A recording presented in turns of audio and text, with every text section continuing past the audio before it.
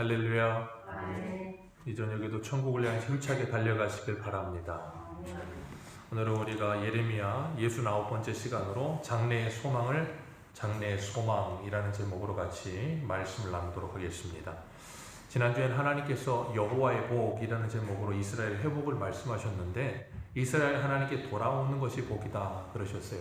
그리고 아모스 선지자는 하나님께 돌아오는 것이 살 길이다 그렇게 말씀하셨습니다.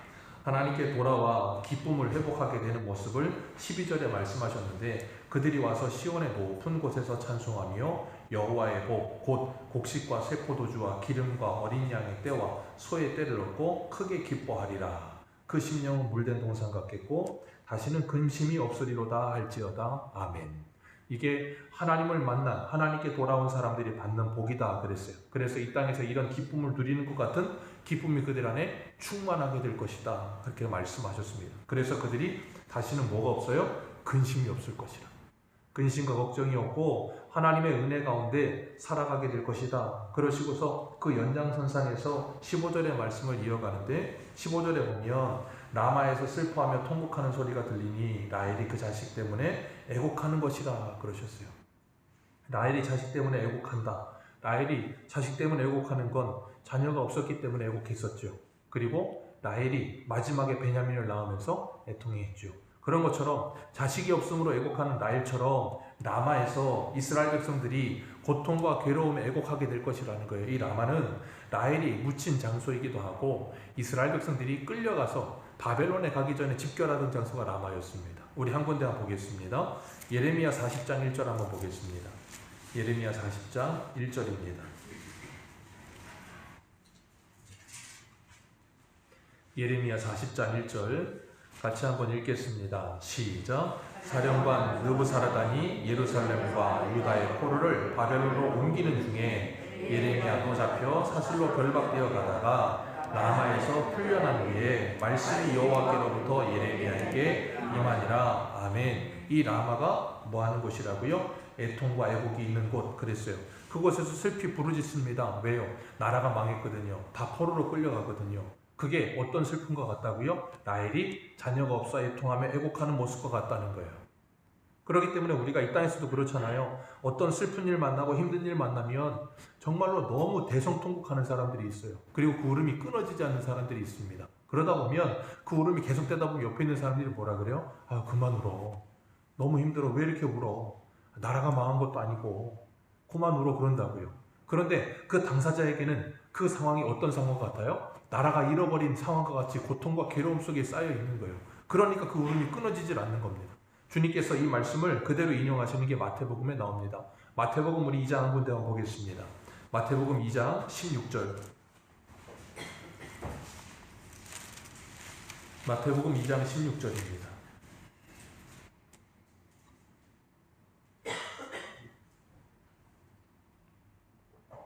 마태복음 2장 16절에서 18절까지 우리 같이 읽겠습니다. 시작. 이에 헤롯이 박사들에게 속은 줄 알고 심히 노하여 사람을 보내어 베들레헴과 그 모든 지경 안에 있는 산의 아이를 박사들에게 자세히 물어본 그때를 기준으로 하여 2살부터 그 아래로 다 죽이니 이에 선지자 예레미야를 통하여 말씀하신 바 라마에서 슬퍼하며 크게 통곡하는 소리가 들리니 라헬이 그 자식을 위하여 애곡하는 것이라. 그가 자식이 없으므로 위로받기를 거절하였도다 함이 이루어졌느니라. 아멘.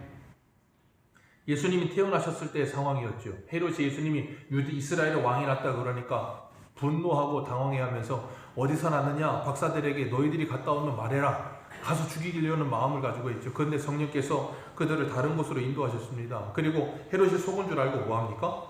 예루살렘에 있는 남자아이들 2살 아이의 이 남자아이들을 다 죽여버렸다는 거예요. 정말 잔인하지 않습니까? 헤롯은 정말 잔인한 사람이에요. 그 아들들도 정말 잔인합니다. 그런데 그렇게 잔인할 수 있는 이유는 딱 하나입니다.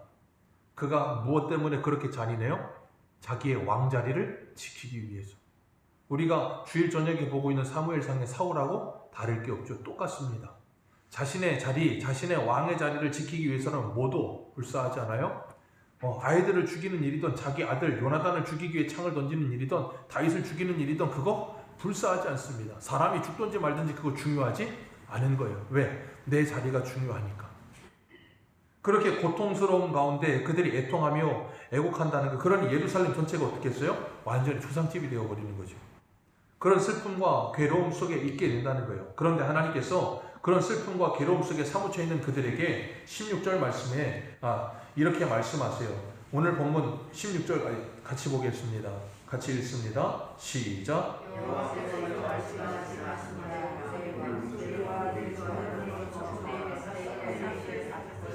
그들이 그 대적의 땅에서 돌아오리라. 여호와의 말씀이니라. 아멘.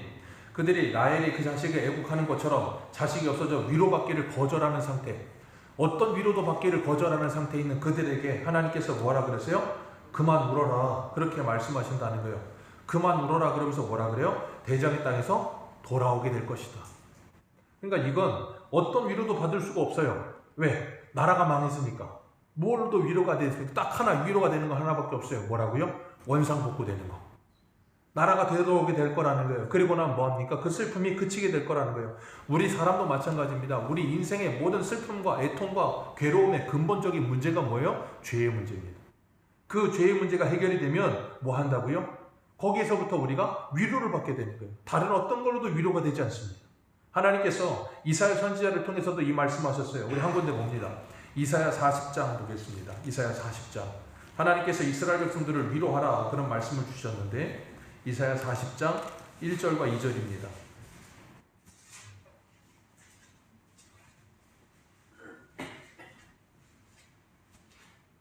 이사야 40장 1절과 2절 같이 읽습니다. 시작. 너희의 하나님이 이르시되 너희는 위로하라. 내 백성을 위로하라. 너희는 예루살렘의 마음에 닿도록 말하며 그것에게 외치라. 그 노역의 때가 끝났고 그 죄악의 사함을 받았느니라. 그의 모든 죄로 말미암아 여호와의 손에서 벌을 배나 받았느니라 할지니라 하시니라. 아멘. 내 백성 이스라엘을 위로하라 하시고서 하는 말씀이 뭐냐면 너희는 예루살렘의 마음이 닿도록 말하라. 마음에 닿도록 말하라. 쉬운 성경은 이렇게 번역을 했어요. 친절하게 말하라. 우리가 어떤 메시지를 전하는 것도 중요하지만 어떻게 전하느냐도 참 중요해요. 그렇죠? 그들의 마음에 닿도록 말하라는 거예요. 뭐라고요? 그들이 위로가 되는 방법이 뭐라고요? 그들의 노역의 때가 끝났다는 거예요. 너희들의 포로 생활 이제는 끝났다. 이제 고생 끝, 행복 시작이라는 거예요. 하나님께서 이스라엘 백성들에게 이 모든 말씀을 주시면서 오늘 본문 17절에 이렇게 말씀하세요. 너의 장래에 소망이 있을 것이라. 장래에 소망이 있을 것이라. 그 장래의 소망이 뭐예요? 자녀가 자기들의 지경으로 돌아오리라. 네. 이 땅에 교회 다니는 부모님들의 모든 꿈이겠죠. 자녀들이 원래의 자리로 돌아오는 것. 우리가 사사기하고 있지만 사사기에 여호수아가 죽고 그와 함께하던 장로들이 다 죽고 그 다음 세대가 일어나야 되는데 다른 세대가 일어났다 그랬어요. 그런 모습들을 지켜보면서 하나님께로 돌아가는 이전 세대들이 어떤 생각을 가졌겠어요? 그 자녀들이 하나님께 돌아왔으면 그 소망 가지지 않았겠습니까? 네, 그런 것처럼 장래에 소망이 있을 거라는 거예요. 우리 예레미야 29장에 보면 하나님께서 29장 11절에 이렇게 말씀하셨어요. 여호와의 말씀이니라.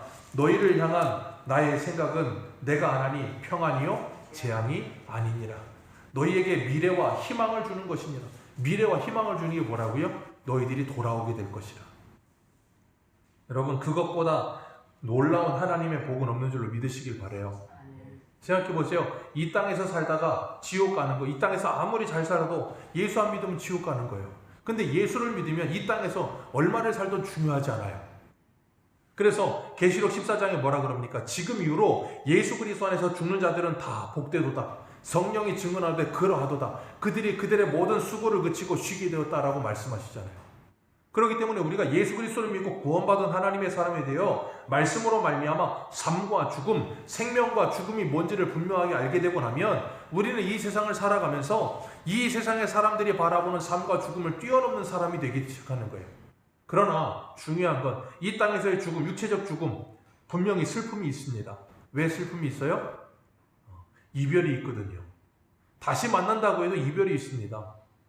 우리가 그렇잖아요. 이 땅에서 자녀들이 공부를 잘해서 아니면 뭐 우리 가족 중에 누가 공부를 잘해서 저 멀리 유명한 데로 유학을 가요. 유학을 가는데 그 자녀들 데리고 데려다 주려면 어떻게 돼요? 공항에서 웁니다. 왜요? 떠나보내니까. 아니 울 거면 보내질 말든가. 근데 울어요. 왜? 슬프니까. 아이들 군대 보낼 때도 그렇잖아요. 부모님들 그렇게 울어요. 근데 군대 보내놓고 나면 아이들이 휴가 자주 나오면 어떻게 해요? 또 나왔니? 그런다고. 그런 것처럼 내가 사랑하는 사람이라 할지라도 그 사람과 잠시 이별이 있다는 건 슬픔이 있습니다.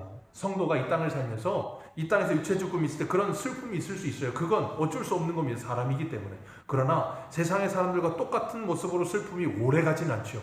계속 가진 않아요. 왜? 다시 만날 날이 있다는 걸 아니까. 그게 있기 때문에 위로가 되는 거예요. 그래서 하나님께서는 장래에 소망을 주려는 것이라 그러시면서 그들이 돌아오게 될 것이다 라고 말씀하세요. 하나님께서는 오늘 우리에게도 이 말씀 주신 줄 믿습니다. 우리들에게 돌아와야 될 사람들이 있다는 거예요. 누가 돌아오겠습니까? 우리 자녀들만 돌아오겠습니까? 아니요. 우리 자녀들뿐 아니라 우리 배우자들, 우리 가족들, 우리 하나님께로 돌아와야 될 사람들이 있다는 거예요. 우리가 그들을 위해 뭐 해야 된다는 거예요? 기도해야 된다는 거예요. 하나님께서 그들을 돌려놓으시고 마시겠다라고 말씀하시는 거예요. 그러면서 18절에 에브라임이 스스로 뭐합니까? 탄식하면 내가 분명히 들었노니 주께서 나를 징벌하심에 멍에가 익숙지 못한 송아지같이 내가 징벌을 받았나이다. 그러면서 주는 나의 하나님 여호와시니 나를 이끌어 돌이키소서 그리하시면 내가 돌아오겠나이다. 그렇게 말한다는 거예요. 이게 바로 하나님의 말씀을 알아먹게 된 에브라임의 모습이라는 거예요. 스스로 뭐합니까? 탄식합니다. 그러면서 뭐라 그래요? 내가 멍에가 익숙지 못한 송아지같이 행동했다. 이거 하나님께서 다메섹에서 사울에게 하셨던 말씀 아닙니까? 네가 뒷발질하기가 소가 가시채 발 뒷발질하듯이 고생이다. 그렇게 말씀하셨잖아요. 멍에가 익숙지 않으면 계속 이게 걸리거든요. 우리가 이 세상을 살면서 그런 게 있어요. 뭐냐면 새로운 걸 할 때 그래요. 뭐든지 새로운 걸 하면 익숙하지 않습니다. 익숙하지 않으니까 뭐예요? 이상한 줄 알아요. 그런데 그것이 계속 반복되면 어떻게 해요? 그게 적응이 됩니다. 그리고 나면 그게 자연스러워지는 거예요. 그건 어떤 것도 다 마찬가지예요. 아이들이 학교 가서 공부를 할 때도 마찬가지입니다. 처음 들어가면 익숙하지 않아요. 저희 막내도 오늘 입학을 했어요. 초등학생이 됐습니다. 그 조그만 게 가방이 몸통보다 크더라고요. 근데 그거 메고 입학했어요. 익숙하겠습니까? 절대 익숙하지 않아요. 그런데 거기 다니다 보면 언젠간 익숙해집니다. 아이들이 공부할 때 익숙하지 않습니다. 어떻게 익숙해요? 안 익숙하죠. 마찬가지입니다. 성도가 예수 믿고 변화된 삶을 사는 거 익숙하지 않습니다. 여러분 기억하세요. 내가 예수 믿고 구원받은 하나님의 자녀가 되고 나면 알아서 모든 게 다 완전히 변해서 모든 게 익숙해지고 모든 게 편안해지고 즐거워질 거라는 착각을 버리십시오. 예수 믿고 신앙생활하는데 제대로 신앙생활을 하지 않거나 신앙생활한 지 얼마 되지 않은 사람들은 모든 게 불편해요. 모든 게 불편하다니까요. 교회 생활도 그렇고요. 신앙생활도 그렇고요. 말씀 생활도 그렇고 모든 게 불편해요. 그런데 그것을 뭐예요? 내가 감내하기 시작하고 받아들이기 시작하는 거예요. 왜? 하나님의 말씀을 깨닫게 되고 하나님을 사랑하게 됐으니까 그걸 받아들이기 시작하는 거예요. 그러다 보면 뭐합니까? 그게 익숙해지기 시작하는 거예요. 익숙해지다 보면 뭐합니까? 그게 자연스럽게 습관이 되고 생활이 되고 삶이 되게 되어 있어요. 그게 다윗이 가지고 골리앗 앞에 나갔던 물맷돌이잖아요. 일상 속에서 생활이 되고 습관이 되어 체득이 되는 것, 그게 신앙이에요. 그렇기 때문에 익숙지 못하여 그것을 자꾸 버리듯이 자꾸 끊어버리려고 했다는 거예요. 그런데 하나님께서 그들을 그 익숙지 못한 걸 익숙하게 만드시겠다는 거예요. 그래서 이브라임이 뭐라 그래요? 18절 하반절에 나를 이끌어 돌이키소서 그리하시면 내가 돌아오겠나이다. 예레미야가는 기가 막힌 표현입니다. 에브라임이 이런 고백을 했다고 말하고 있는데 예레미야도 이와 똑같은 고백을 예레미야 애가 5장에서 하죠. 우리를 돌이켜 주옵소서, 우리를 옛적 같게 하여 주옵소서, 그리하면 우리가 주님께로 돌아가겠나이다. 그런 표현을 써요. 제가 그걸 가지고 말씀드릴 때 뭐라 그럽니까? 우리가 하나님 앞에 회개하며 돌이키는 건 우리의 힘으로 하는 게 아니라 그랬어요. 우리의 힘으로 하는 게 아니라 해서 우리가 하지 않을 게 없다는 거 아니라 그랬습니다.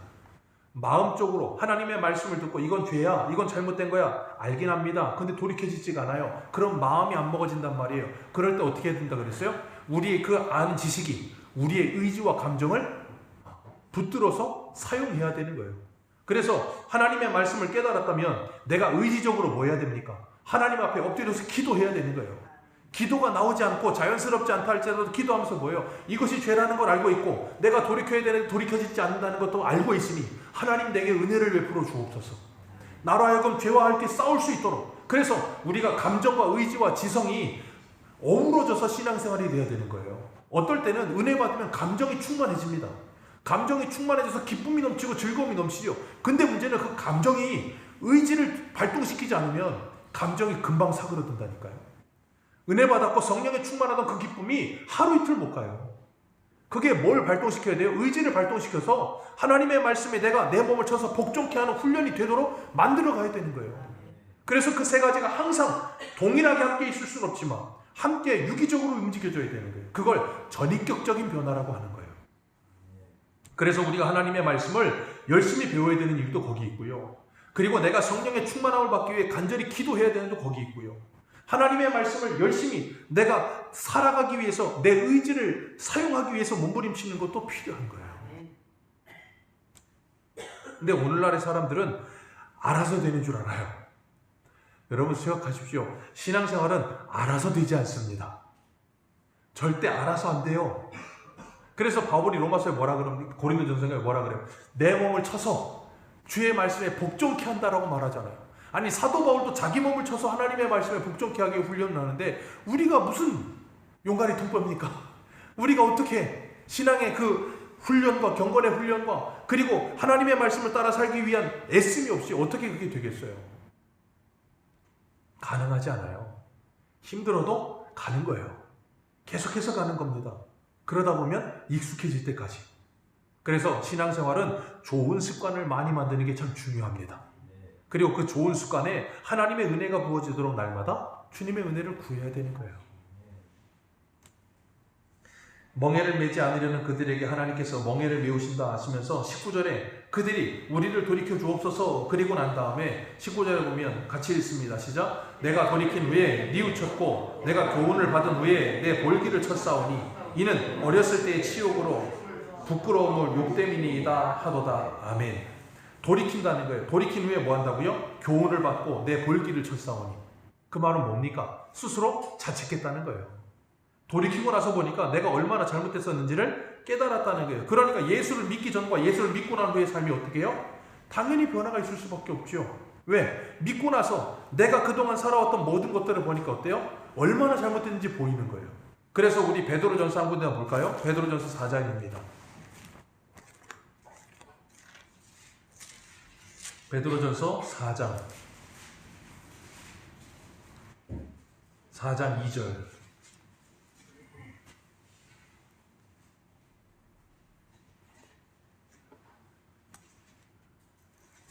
베드로전서 4장 2절, 2절부터 4절까지 우리 같이 읽겠습니다. 시작.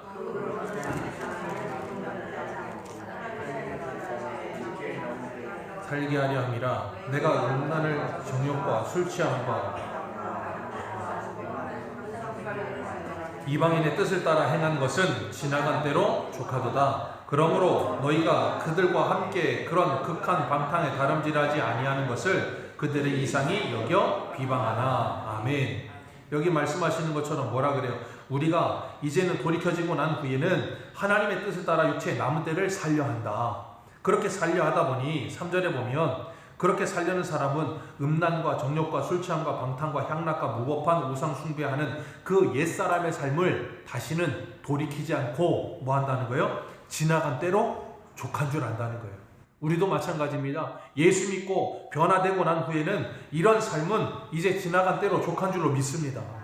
내가 그동안 이런 삶이 아직 여전히 있었다면 오늘로써 족한 줄로 믿습니다. 이제 이후로는 내가 뭐합니까? 그 극한 방탕에 다름질하던 것을 돌이키는 거예요.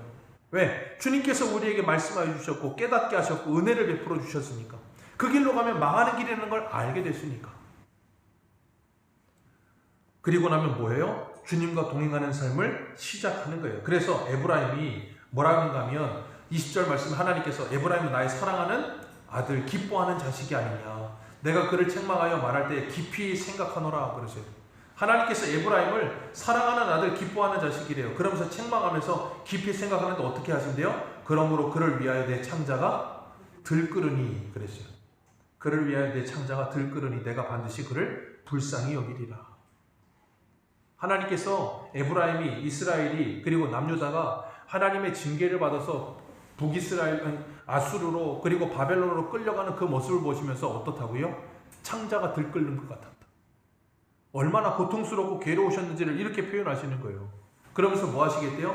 내가 그들을 사랑한다 라고 말씀하신다고요. 그래서 오늘 오전에도 사사기 하면서 그랬잖아요. 하나님께서 그들을 버리신다 표현하고 있지만 우리가 그런 모습을 보면서 성경을 오해하면 안 된다 그랬어요. 우리가 부모님들이 자식들이 사고 칩니다. 말썽 핍니다. 그런 부모들이 뭐라 그래요? 화나면 나가. 그러면서 또 심한 부모님들은 뭐라 그래요? 그냥 호적에서 파버릴 거야. 그냥. 그런 말 한다고요. 그런 심한 말을 합니다. 그러면 정말 호적에서 파죠? 정말로 나가 죽어라 그러고 나가서 죽었으면 좋겠다고 시원하겠다는 생각을 하죠?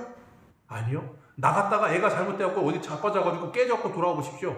화낸 건 어디 가고 왜 그랬냐고 그러면서 치료하려고 들걸요. 그게 부모의 마음이에요. 하나님의 마음이 그거 똑같다는 거예요. 그러니까 우리가 하나님의 마음을 알지 못하면 자꾸 뭐 하게 돼요? 오해하게 되는 거예요. 하나님이 이렇게 심판하신다 그랬는데, 이렇게 저주한다 그랬는데, 이렇게 혼낸다 그랬는데, 예, 맞습니다. 그렇게 됐으면 우리는 여기 남아있을 사람 하나도 없습니다. 다 심판받고 다 저주받아서 다 지옥 갔어야죠. 그러니까 우리가 하나님의 마음을 알지 못하면 자꾸 이런 말씀을 이해하지 못하게 되는 거예요. 그래서 하나님께서 우리 한 군데 봅니다. 예레미야 다음에 애가 3장 26절. 예레미야 애가 3장 26절입니다.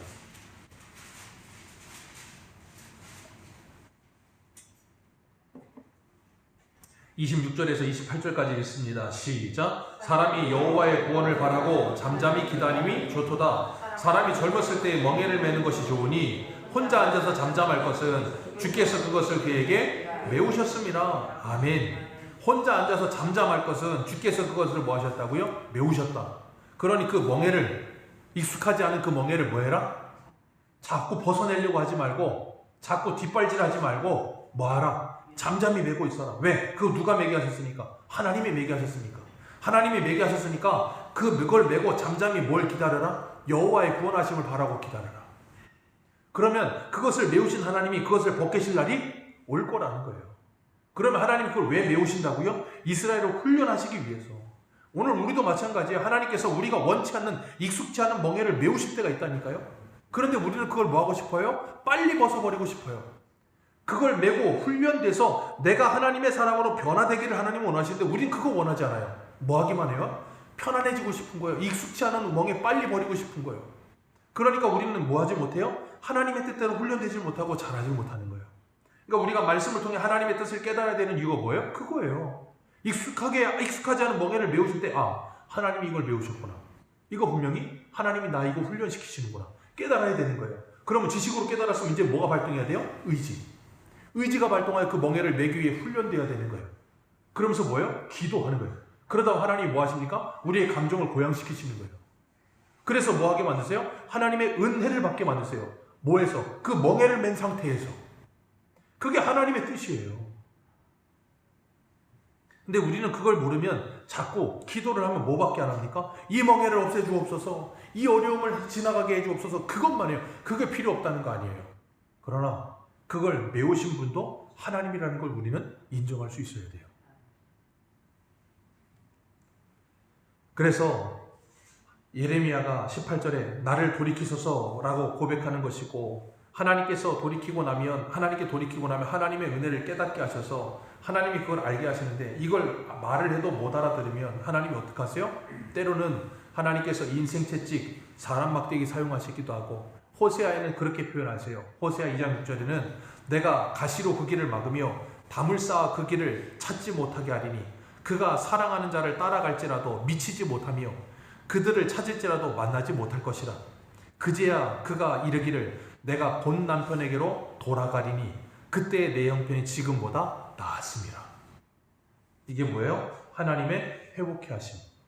하나님이 돌아오지 않으면 때로는 때리시기도 하고 때로는 징계하시기도 하고, 그것도 안 되면 어떻게 한다고요? 가시와 담을 쳐서 그들이 찾아가는 그 바알과 아세라, 잘못된 것들을 찾아가는 그것들 찾지 못하도록 길을 막고, 그걸 뚫고라도 가면 찾지 못하도록 아예 그냥 막아버리셔서 결국은 뭐하게 만드시겠다고요?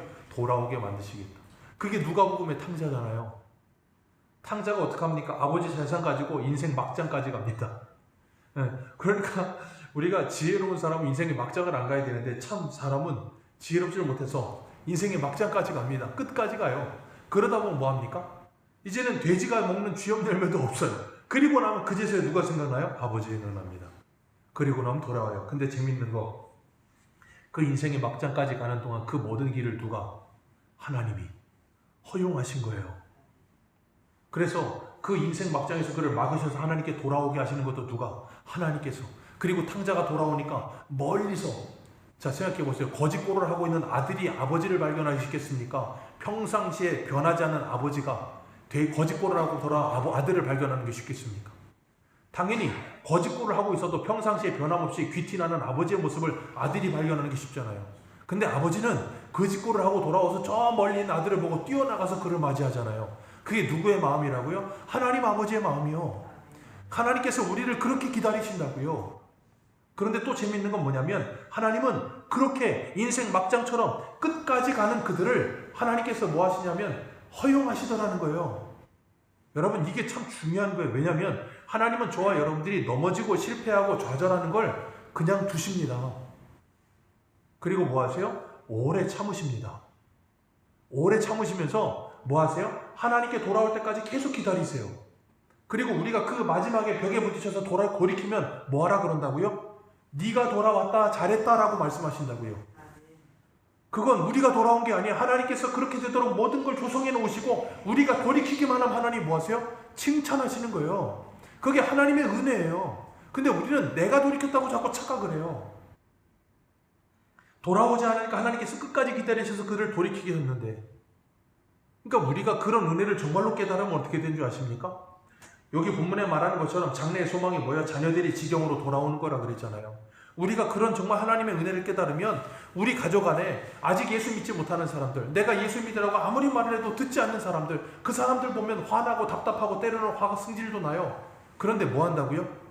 그 아버지의 마음이 우리에게 이입되면 그들이 또 넘어지고 실수하고 곁길로 가도 뭐 할 수 있어요? 기다릴 수 있는 마음이 생기는 거예요. 그걸 뭐라 그래요? 긍휼이요.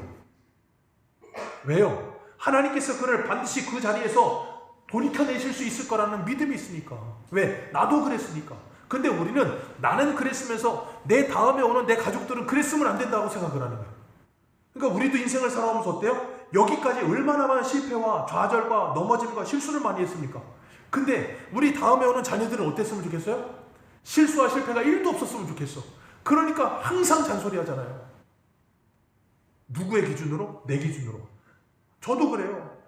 40 넘어 40 중반이 되도록 여태 살아오면서 얼마나 많이 실수하고 넘어졌는데 애들이 좀 잘못하면 막 혼내요.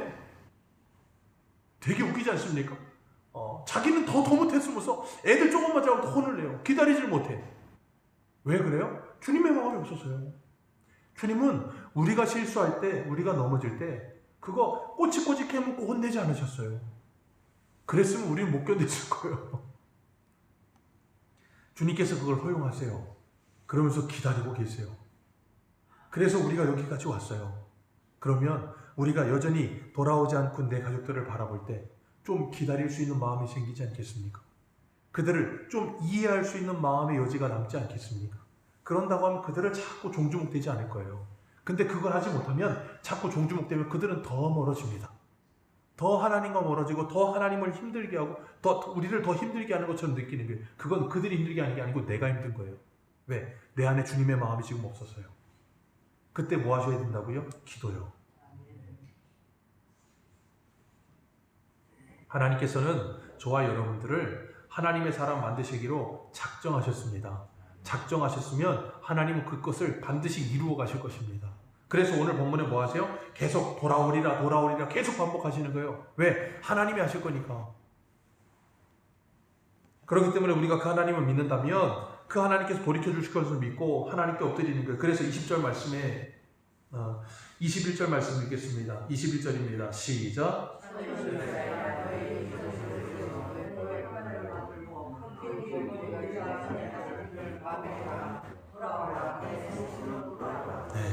편말을 만들고 그곳에서 마음을 두고 네가 그 쫓아갔던 그 길로 다시 돌아오라는 거예요. 그러면서 22절 방황하는 따라 반역하는 따라 어느 때까지 방황하겠느냐.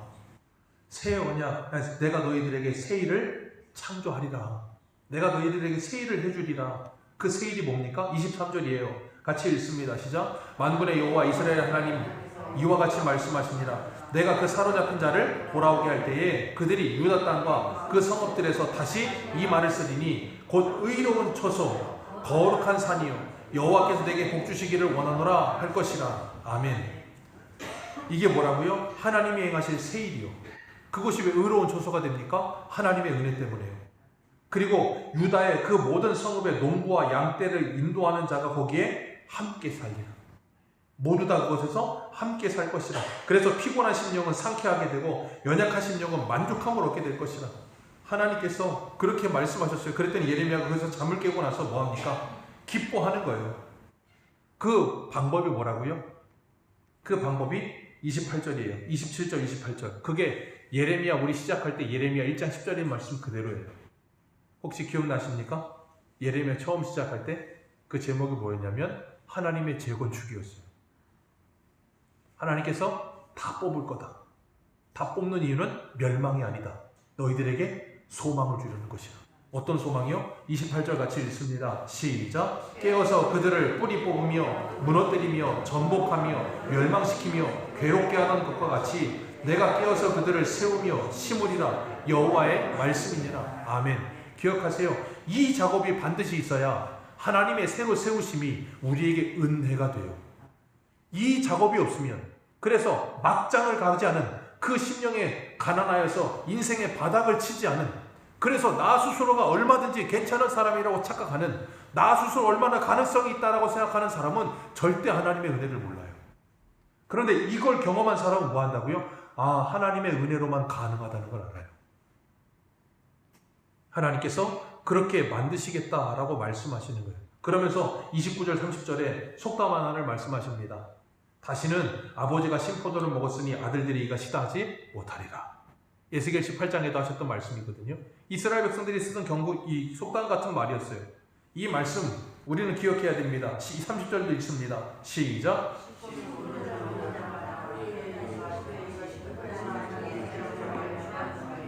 아멘. 뭘 말씀하시는 거예요? 연좌제 없다는 거예요. 우리가 그러니까 여기서 뭘 알 수 있어요? 가끔 그런 것 자꾸 쓰시는 분들 계시던데, 가게에 흐르는 저주를 끊어야 된다, 뭐 그런 말 쓰시는 분들 계시는데 그런 거 없습니다. 연좌제 없습니다. 우리 조상들이 말 잘 만들어요. 잘 되면 내 탓, 안 되면 조상 탓. 참 기가 막힌 표현 아닙니까? 내가 안 되면 조상 탓을 해요. 아유, 우리 조상이 그래서 그래. 몇 자리를 잘못 써서 그래. 그러니까 어떡합니까? 몇 자리도 파요. 왜? 자기 잘 살겠다고. 그게 유교입니까? 그게 효예요? 자기 욕심대로 살잖아요. 그러면서 뭐예요? 남 탓하고 살아요.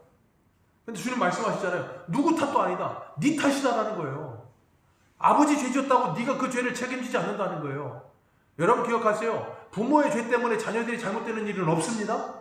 그런 쓸데없는 말도 안 되는 소리 믿지 마세요. 여기 분명히 말씀하시잖아요. 아버지 신포도 먹는다고 아들이 가시지 않다. 각자 자기 죄는 자기가 책임지는 거예요. 근데 중요한 건 있어요. 뭐냐면 가정에서 함께 살다 보면 자녀들은 누구를 봐요? 자녀를 봐요. 아니, 부모를 봐요. 부모의 잘못된 모습을 그대로 뭐합니까? 답습합니다. 그렇기 때문에 그런 것들은 우리가 조심해야죠. 그러나 부모 죄 때문에 자녀가 잘못되는 건 아니에요. 그걸 잊지 마세요. 그럼 자꾸 뭐 하게 돼요? 죄책감 가져요. 그건 잘못된 거예요.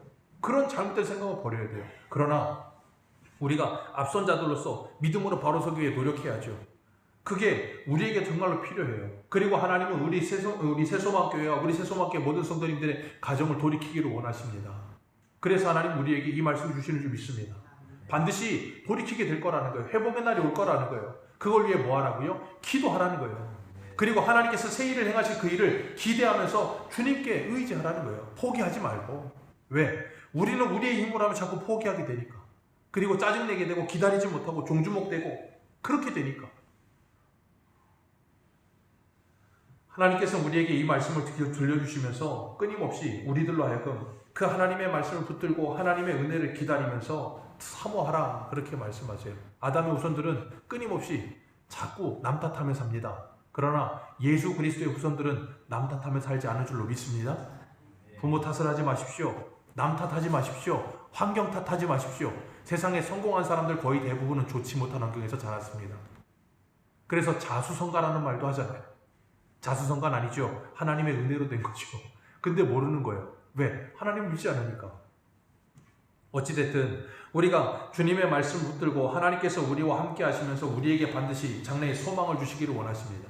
그 장래의 소망이 뭐예요? 예수 믿는 우리 모두에게는 영원한 하나님의 나라로 돌아감이에요. 그 소망을 주시기에 오늘도 성령께서 우리를 뭐하고 계세요? 함께 하시면서 인도하고 계십니다. 그리고 우리 가정을 돌이키게 하실 줄로 믿습니다. 그걸 위해 누구를 사용하신다고요? 저와 여러분을 사용하시는 줄 믿으시길 바랍니다. 믿으시길 바라요. 그리고 그 소망을 잃지 마시고 때로는 절망스러울 때에도 나는 더 했는데, 그게 바울이잖아요.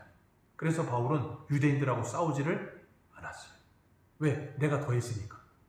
그런 나도 구원하신 하나님은 내 자녀를, 내 배우자를, 내 부모를, 내 가정을 주님께로 돌이켜 주실 걸 믿고 기도하며 날마다 주님과 동행하는 승리의 삶 사시기를 축복합니다.